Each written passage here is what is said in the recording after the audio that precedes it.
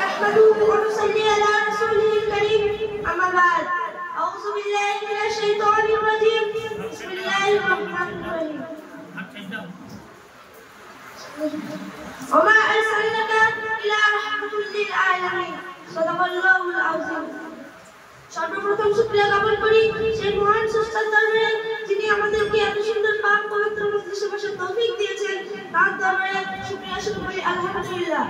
তারপর পরেই জানাই যে নবীকে সৃষ্টি না করিলে আমি আপনি গাছপালা পাহাড় পর্বত এমনকি আঠারো হাজার মাটির কোনো কিছুই সৃষ্টি হতো না। তার দরবারে দরুদে নাযিল শুরু করি সাল্লাল্লাহু আলাইহি ওয়াসাল্লাম।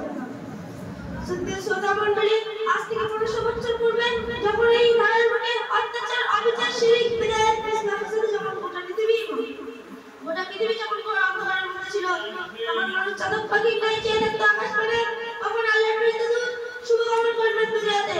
ঠিক সেই সময় আরব দেশের মক্কা নগরে মা নূরের পরিবার আলোয় আলোকিত করে সুফে সাদিকের সময় 570 খ্রিস্টাব্দে বিশ্বনবী মুহাম্মদ সাল্লাল্লাহু আলাইহি ওয়াসাল্লামের ধারার বুকে আসলেন।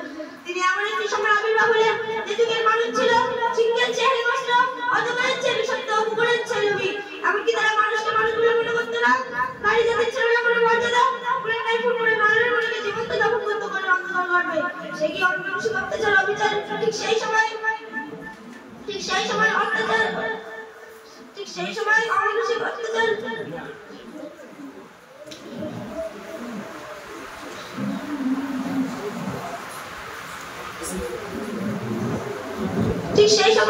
অত্যাচার দূর করতে এবং শান্তি ফিরিয়ে আনতে নিপীড়িত, লাঞ্ছিত, বঞ্চিত, অপমানিত মানুষের পাশে দাঁড়িয়ে শান্তি ফিরিয়ে আনলেন।